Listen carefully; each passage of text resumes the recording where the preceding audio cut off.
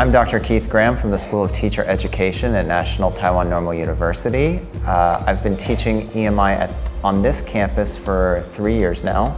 And then prior to my PhD, I was teaching at a private school in Taiwan where we did EMI for primary and secondary school students. The name of the course is Classroom English for Bilingual Education.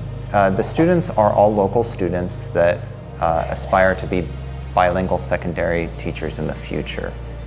In terms of their language proficiency, all of them have tested at a B2 level prior to entering our teacher education program, but they don't necessarily have language related to the particular subject of the course, nor do they have language for their specific subjects. This course is unique in that it was never offered on this campus before, and also because bilingual teaching is a new thing to Taiwan, and there are a lot of contextual differences between Taiwan and other places that had bilingual education. There wasn't really much reference for this course. So I had to do, before the course started, I had to do quite a bit of reading and quite a bit of thinking about exactly what my goals or outcomes were. But once I had all the background information for the course, it probably took me about 1 to 2 hours to set the overall outcomes and write the syllabus. So when designing the course, the first thing that I think about is the outcomes and objectives. I think that's the key component for the beginning of any course. And the better that you write those, the easier it is to plan each class of the course throughout the semester. So once the outcomes were set, I had to think about how do I want to assess those outcomes. So I designed the assessments, including what I expected the students to do and, of course, how I would grade those things.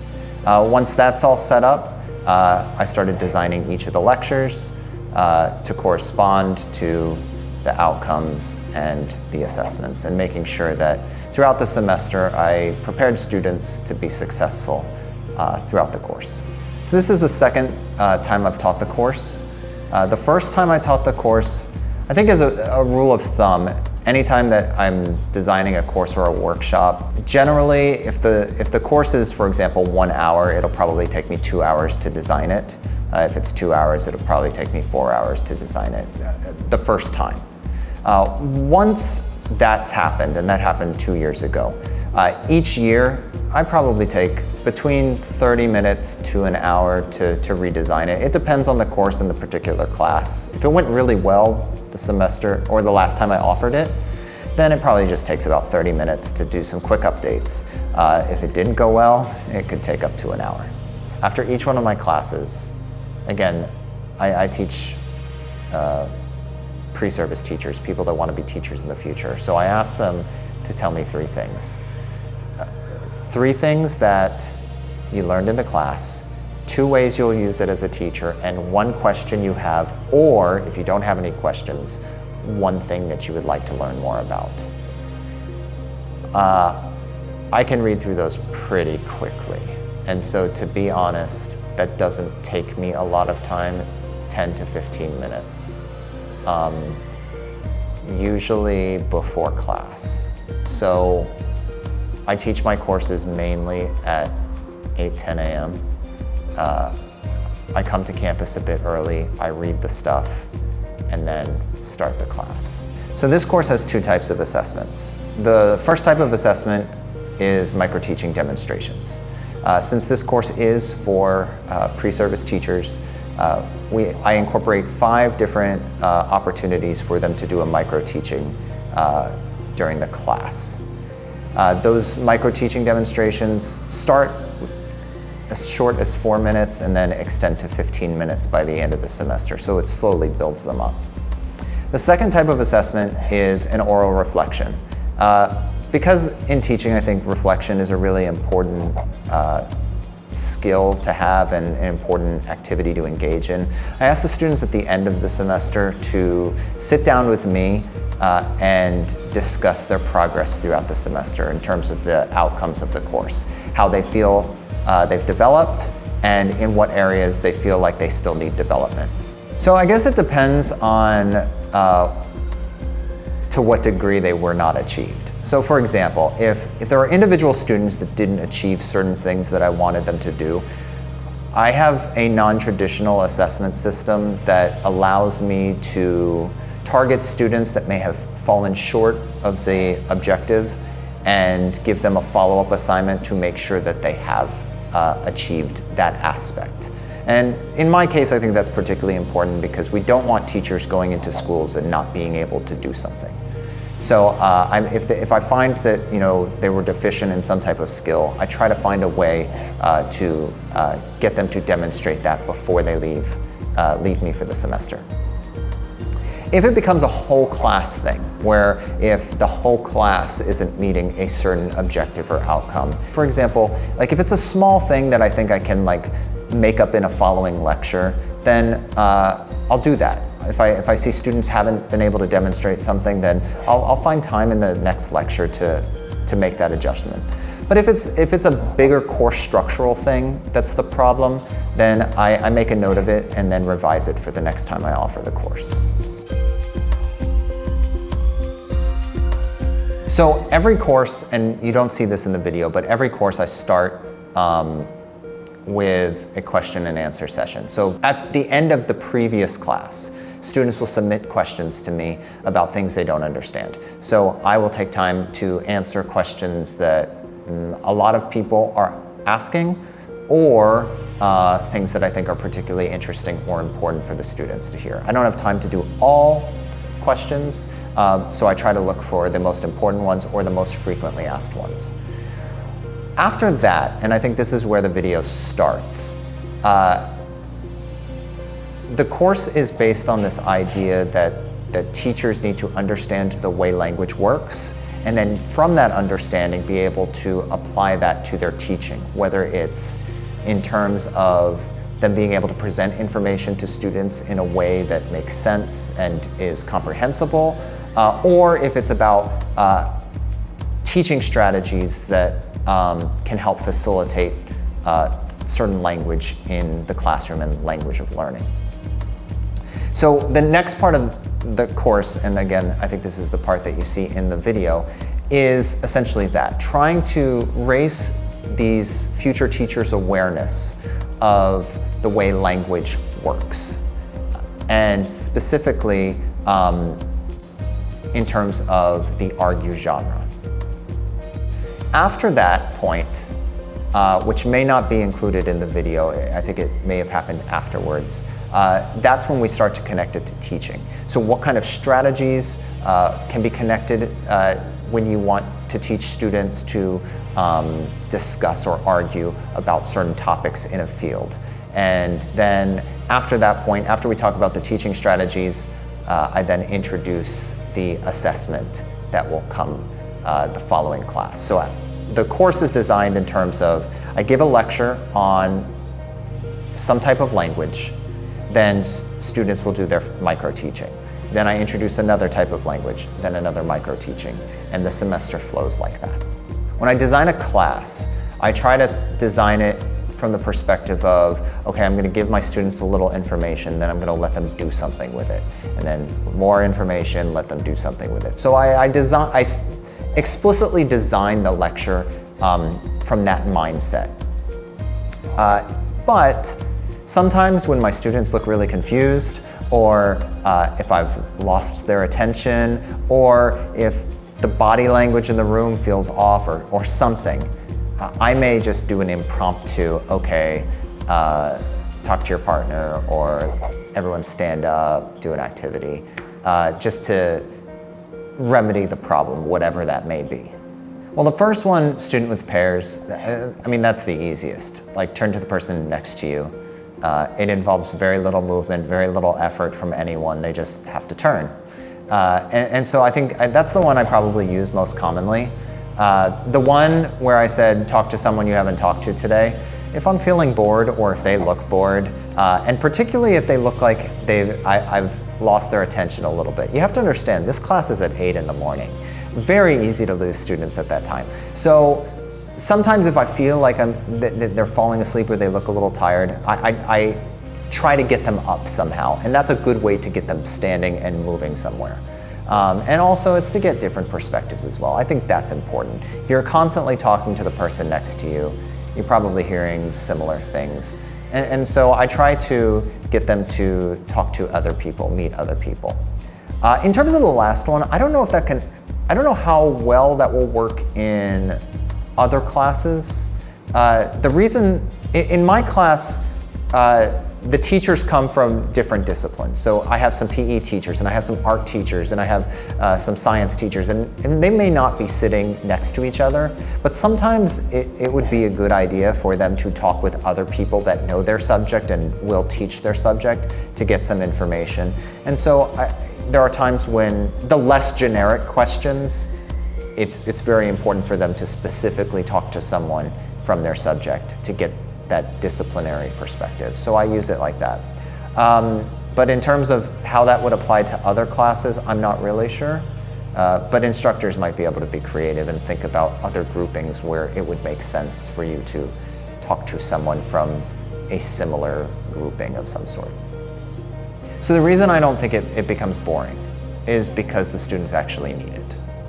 I think if it felt like some type of superficial exercise where you're always doing these things and there wasn't really any reason for it, it's just to do it because you did it, then I think students would find it boring and wouldn't necessarily want to engage. But if what you're asking students to discuss, there's actually a reason to discuss it, and there's actually a reason for them to do that, they feel a need to do that, then I don't think it gets old. And at least in my classes, I try to, for the planned ones, I try to make it important where getting a different perspective matters. For the unplanned ones, well, again, that satisfies the students' need it aspect, because I see that they look confused and they really need an opportunity to talk to someone about it. So I don't think it gets old. I think, at least with my students, I think they appreciate it.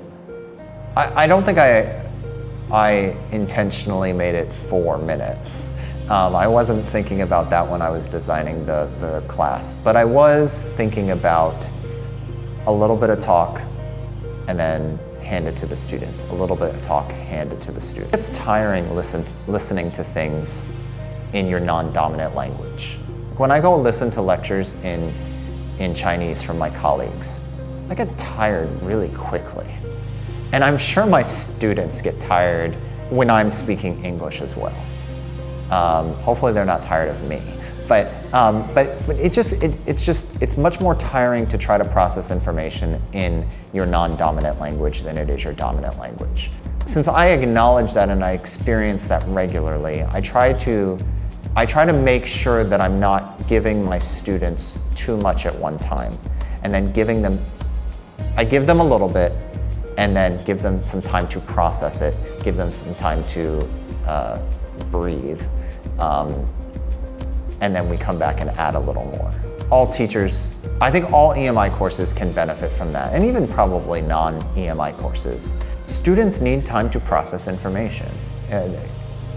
They often come to our classes with less background knowledge about our subject than we probably anticipate at times.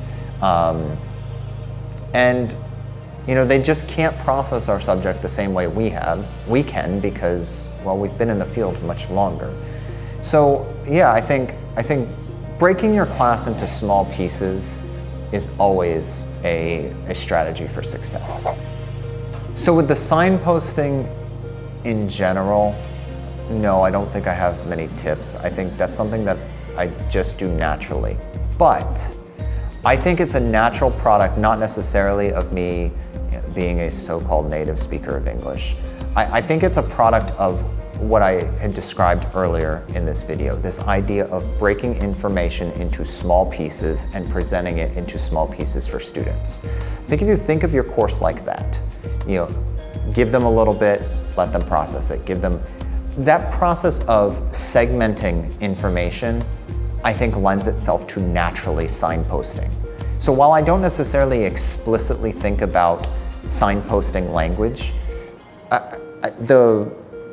the way that I think about cutting knowledge into pieces for my students facilitates that to happen naturally, because I've already in the planning process thought about the little bits and pieces that add up to the whole. When you do that, I think it can naturally lead to signposting language that benefits students. Sometimes if I see awkward body language in the classroom or like facial expressions that say, I have no idea what you're talking about, I think my first step is to just stop. No matter where I am, just stop the lecture and say, okay, turn to the person next to you, tell them what we're talking about. And then if you have questions, ask me in 3 minutes. So then in 3 minutes, I say, what questions do you have? And usually someone will say, I don't understand this part.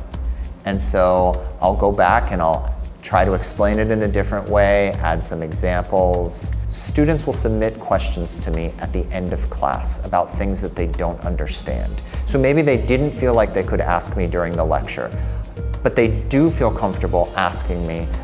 I do it through Moodle. You could do it through Google Forms or whatever, that just send you a question. I read through the questions before I come to the next class. And if I see students asking questions that I think deserves more explanation, then I'll do that in the following class. I think that usually catches the problem. So in terms of my class, and particularly the class of this video, the professional terms kind of recycle each time. So I find that, and I have to tell my students this, I said at the beginning of this class, you're going to be exposed to some terms that maybe won't make much sense. But know that as the semester goes on, things will make more and more sense. So just embrace that confusion for a while. One thing that I recommend to EMI instructors where they have a set of vocabulary that's necessary for the next lecture is to figure out a way to get students to preview that vocabulary before they come to class, so that you don't have to spend time on the vocabulary per se. You just deal with the bigger concepts of the subject. I think Quizlet is one good way to do it. Set up a Quizlet deck for each lecture. It's a free online flashcard program. You can check it out at Quizlet.com. I think setting that up for your course could probably go a long way to being helpful. I did not necessarily ask students to preview anything, though that's something I may change in the future. I think it would be helpful. The difficulty with this course is that there isn't really a textbook that adequately addresses the things we do in the course, or at least not in a way that I think would be accessible to my students, which means that in the future, in my abundant amount of free time, eventually I'll probably write some things that could go with the course as a way to preview, but at this point in the course, this is the second time I've offered the course, and I made some pretty major revisions this time.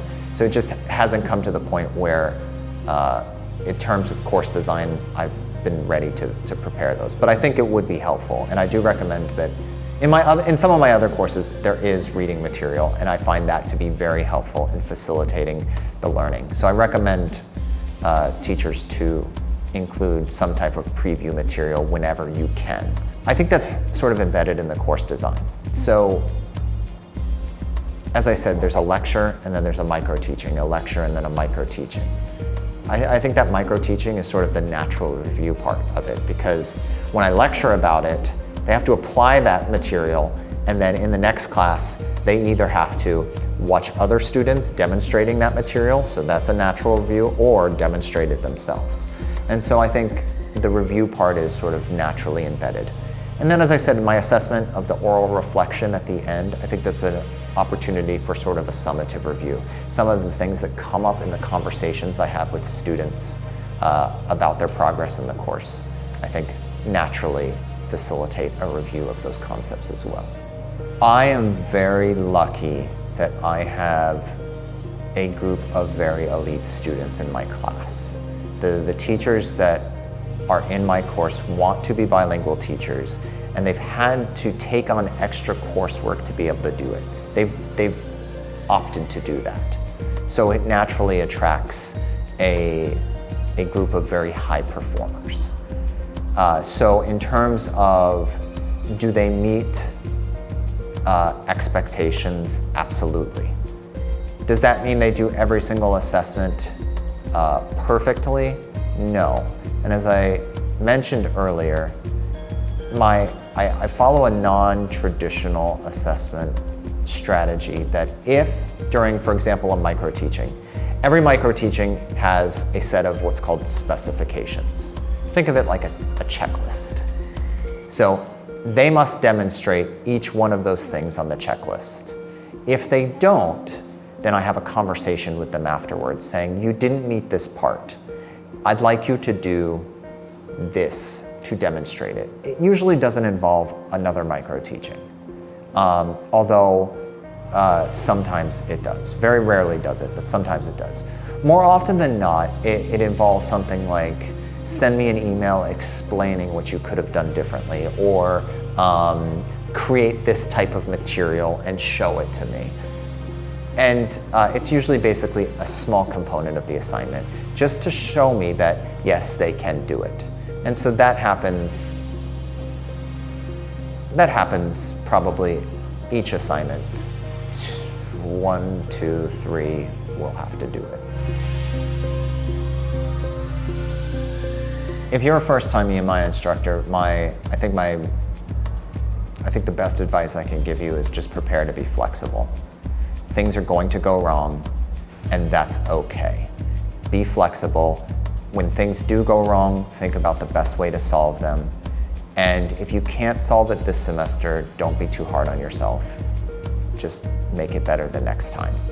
All you can do is the best you can with the time you're given. And so just do that. Try to make your students a little better than when they came, and you'll be fine.